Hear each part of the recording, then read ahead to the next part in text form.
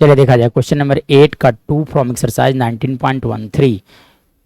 क्या बोला गया, इंटीग्रेट करने के लिए बोला गया था e to the power x divided by 1 plus e के power x into 2 plus e के पावर एक्स डी एक्स। तो इसे कैसे इंटीग्रेट किया जाएगा, तो इसे इंटीग्रेट करने के लिए आप सपोज कर लो प्रॉपर वैल्यू सपोज किया जाए, सब्स्टिट्यूशन यूज किया जाए।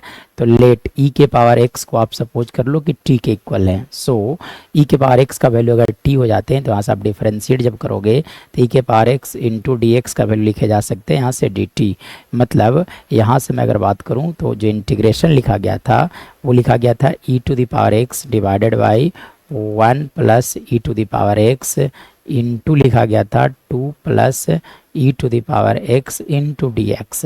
नाउ अब देखो तो ई के power x into d x का वैल्यू क्या लिखा जा सकते हैं, यहाँ लिखा जा सकता है D T divided by 1 plus T into लिखा जा सकता है यहाँ से 2 प्लस टी। मतलब आप जब अब देखिए इसे कैसे आगे बढ़ा जाएगा, तो यहाँ से आगे बढ़ने के लिए आपको यूज करना पड़ेगा पार्शलाइजेशन। तो पार्शलाइजेशन क्या होता है, जैसे देखो 1 बाई 1 प्लस टी इंटू लिखा गया था 2 प्लस टी। मतलब इसे आप एडिशन के टर्म में एक्सप्रेस कर दो तो लिखा जाता है ए अपॉन फर्स्ट फैक्टर प्लस लिखा जाता है बी अपॉन सेकेंड फैक्टर यानी कि 2 plus T.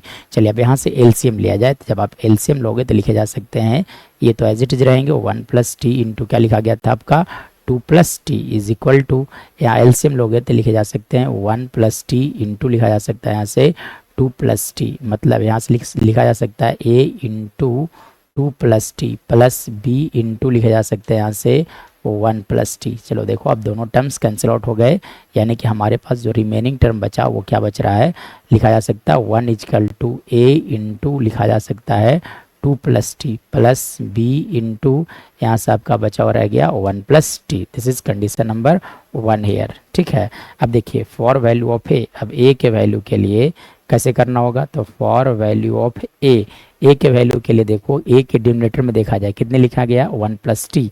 So we will write here put 1 plus T equal to 0। This implies that T का वैल्यू कितना आ गया -1। So we will put T equal to -1 in equation number 1। तो क्या लिखे जा सकते हैं, लिखा जा सकता है A into 1 equal to A into 2 minus 1। मतलब यहाँ से लिखे जा सकते हैं 1 इजकल टू ए, मतलब ए का जो वैल्यू हो गया that is 1। Similarly for value of b क्या किया जाए, फॉर वैल्यू ऑफ बी, अब बी के वैल्यू के लिए क्या करोगे आप पुट, देखो बी के डिनोमिनेटर में देखा जाए कितने लिखे गए 2 प्लस टी, इसलिए आप लिखो यहाँ से 2 प्लस टी इक्वल टू 0।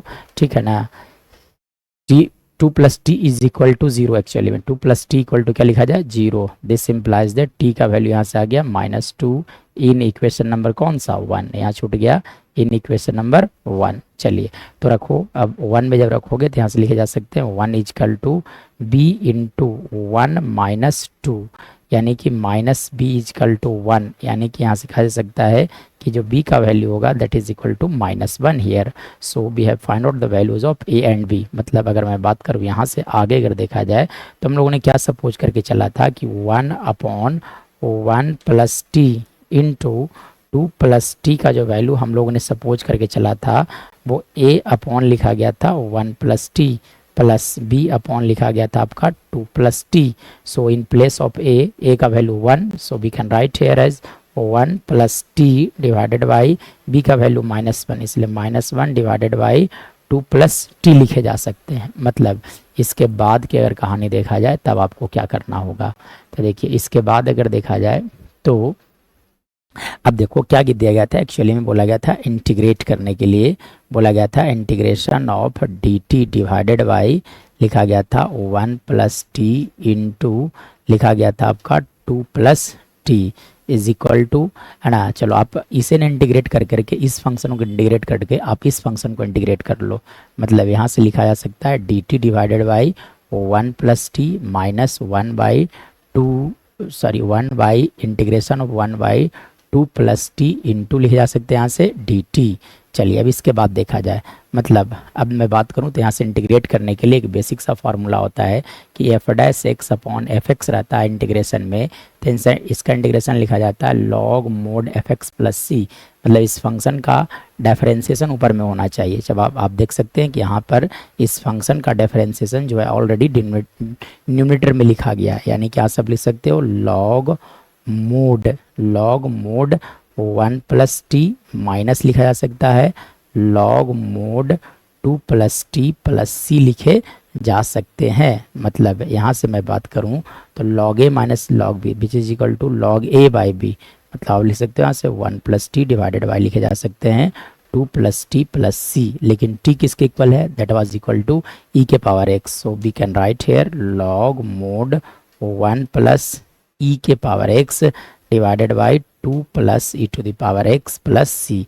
ऐसा इसलिए क्योंकि हम लोगों ने जो सपोज किया था वो टी का वैल्यू क्या दिया गया था 1 ई के power x, so we have find out our answer.